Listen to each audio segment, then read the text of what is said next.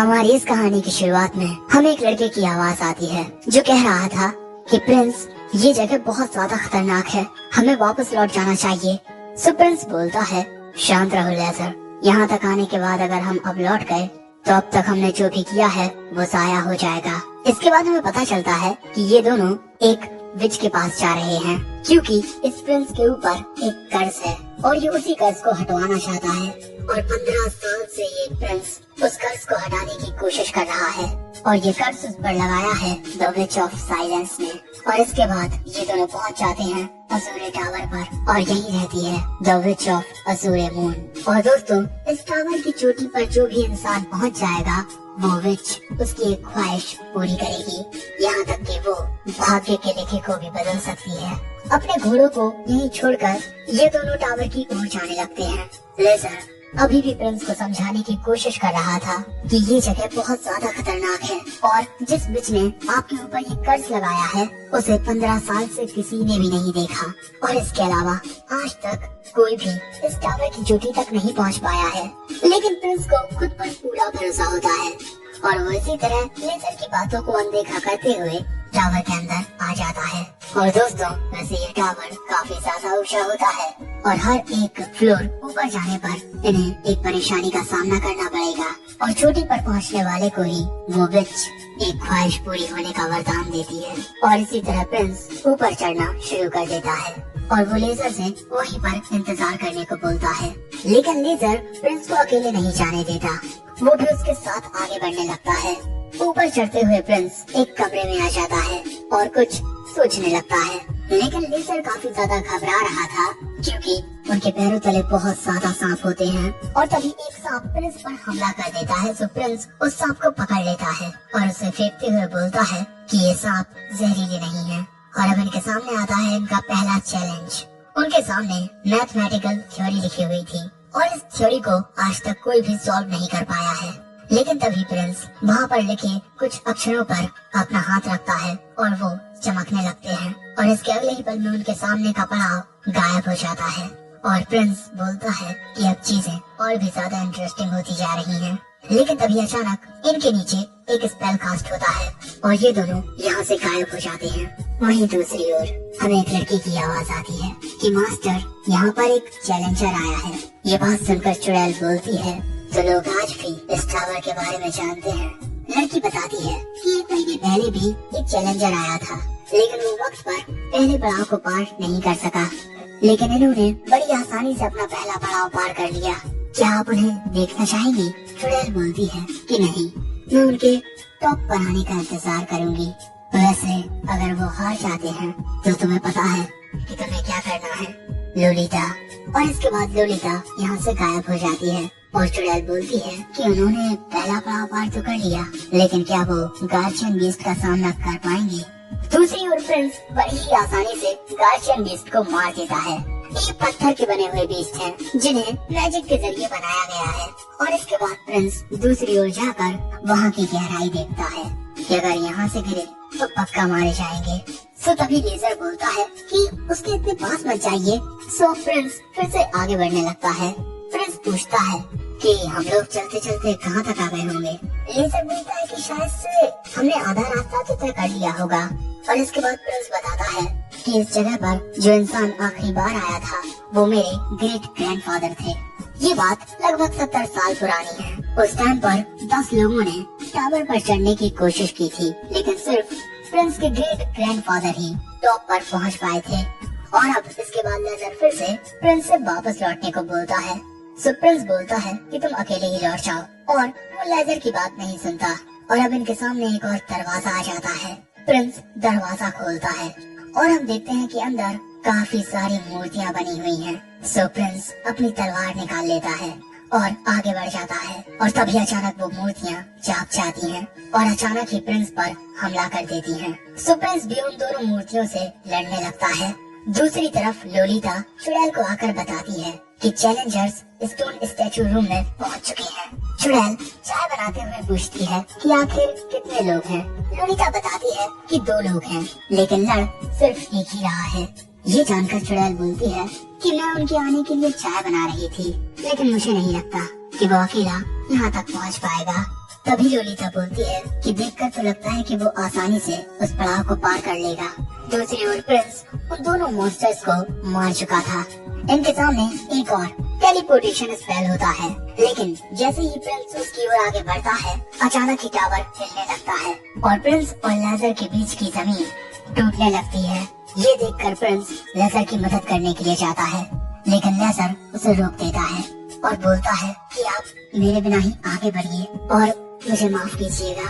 मुझे नहीं लगता कि मैं आपके साथ वापस लौट पाऊंगा, इसीलिए प्लीज आप आगे बढ़िए। मैं उस दिन का बहुत वक्त से इंतजार करते आया हूँ जब आप एक राजा बनेंगे। और इसके अगले ही पल में लेजर के नीचे की जमीन टूटने की वजह से वो नीचे गिर जाता है और वो गहराई बहुत ज्यादा होती है और प्रिंस को न चाहते हुए भी आगे बढ़ना पड़ता है।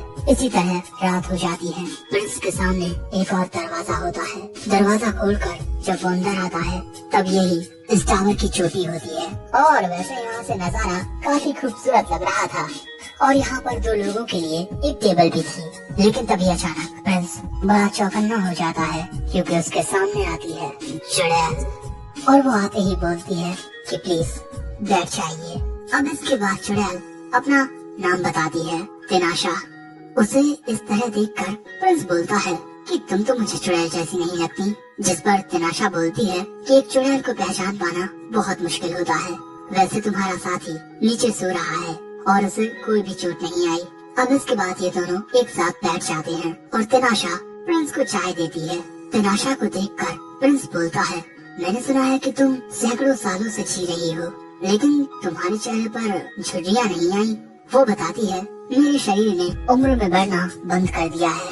वैसे अब बताने की बारी तुम्हारी है। तुम पहले ऐसे इंसान हो जो अकेले सभी परेशानियों का सामना करते हुए चोटी पर पहुंचा है। क्या तुम मुझे अपना नाम बता सकते हो? सो प्रिंस उसे अपना नाम बताता है, ऑस्कर लिएथ इनक्रिएटोस लॉस फार्सस। ये सुनकर तिनाशा बोलती है, तुम फार्सस रॉयल्टी हो? प्रिंस बोलता है कि मैं क्राउन प्रिंस हूँ। तिनाशा पूछती है, रेचियस तुम्हारा क्या लगता है? प्रिंस बताता है, वो मेरे ग्रेट ग्रैंडफादर हैं। ये बात जानकर तिनाशा बोलती है कि हाँ, तुम थोड़े बहुत उसके जैसे दिखते हो, लेकिन उसका चेहरा थोड़ा ज्यादा प्यारा था। प्रिंस बोलता है कि बुरा दिखने के लिए माफ करना। सो तिनाशा कहती है कि अरे मेरा मतलब कि तुम उससे ज्यादा मर्दाना दिखते हो। रेजियस की हरकतें बच्चों जैसी थी, लेकिन वो काफी बहादुर था। प्रिंस पूछता है कि क्या तुम यहाँ अकेली रहती हो? तिनाशा बताती है कि नहीं, उसकी एक फैमिलियर भी है, लोलिता। अब लोलिता वहाँ आकर बताती है कि मैंने आपके साथी को अपने स्थल से सुला दिया है। अब इसके बाद प्रिंस पूछता है कि जो लोग यहाँ से वापस नहीं लौट पाते, क्या उनकी लाशों को यहीं दफन कर दिया जाता है? तिनाशा बोलती है, मैं नहीं चाहती कि मेरे टावर में खून भरा हुआ हो, इसी वजह से मैं किसी को भी मरने नहीं देती। सो प्रिंस बोलता है कि उन बीस्ट का अगर एक हमला भी किसी पर लग जाए तो उससे वो मर सकता है। तिनाशा बताती है कि हमला लगने से पहले ही उस इंसान को वापस नीचे भेज दिया जाता है और जो इंसान फेल हो जाते हैं मैं उनकी मेमोरीज को बदल देती हूँ और उन्हें दूर किसी जगह पर भेज देती हूँ। ज्यादातर लोग यहाँ पर अपनी ताकत दिखाने आते हैं या फिर प्रसिद्ध होने की ख्वाहिश लिए, तो मुझे नहीं लगता कि मैं उनके साथ कुछ भी गलत करती हूँ।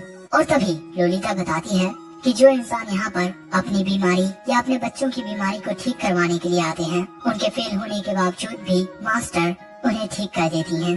वो बहुत ज्यादा दयालु हैं। ये बात जानकर प्रिंस मुस्कुराता है और इसके कुछ देर बाद बोलता है कि दूसरी चुड़ैलें कभी न कभी इंसानों के सामने आती हैं, तो फिर तुम क्यों नहीं? तिनाशा बताती है कि उसे इंसानों की जिंदगियों में दखल अंदाजी करना पसंद नहीं है। वह अपनी ताकत दिखाने के लिए दूसरों को नुकसान नहीं पहुंचा सकती।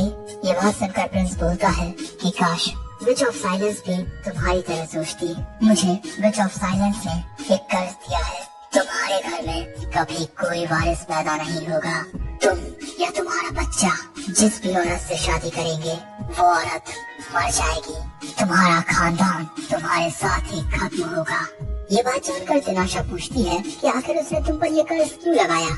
प्रिंस बोलता है कि मेरे पिता कभी भी इस बारे में कोई बात नहीं करते। ये बात शायद से मेरी माँ से रिलेटेड है, जो काफी वक्त पहले ये दुनिया छोड़कर जा चुकी है। मैंने उस कर्ज को तोड़ने की काफी सारी कोशिशें की हैं, लेकिन मैं कुछ भी कर लूं, मुझे इस कर्ज से छुटकारा पाने का कोई भी रास्ता नहीं दिखता और इसी वजह से मैं यहाँ आया हूँ तभी तिनाशा बोलती है कि मैं इस बात की गारंटी नहीं ले सकती कि तुम्हारा कर्ज टूट जाएगा। हम जिस जादू का इस्तेमाल करते हैं उनमें काफी सारे रूल्स एंड रेगुलेशंस होते हैं, लेकिन कर्ज पर कोई नियम लागू नहीं होते, और जो एक कर्ज को कास्ट करता है वही उसे तोड़ने की भी काबिलियत रखता है। लेकिन अगर कर्ज का कास्टिंग टाइम अनआइडेंटिफाइड है तो उस कर्ज को लगाने वाला भी उस कर्ज को नहीं तोड़ पाएगा। लेकिन कर्सेस में इतनी ज्यादा ताकत नहीं होती, वो सीधे एक इंसान को नहीं मार सकते, वो इनडायरेक्टली ही किसी को खत्म कर सकते हैं। लेकिन तुम्हारा कर्ज काफी अलग है, क्योंकि जिस कर्ज से तुम जूझ रहे हो उसे दूसरे शब्दों में एक ब्लेसिंग का विपरीत कहा जा सकता है। और इसके बाद वो प्रिंस को टच करती है, जिससे प्रिंस के चेहरे पर एक निशान आ जाता है, और ये वही कर्ज है जिससे प्रिंस जूझ रहा है। लेकिन उस कर्ज का एक बहुत छोटा सा हिस्सा, क्योंकि वो कर्ज प्रिंस की पूरी बॉडी पर है।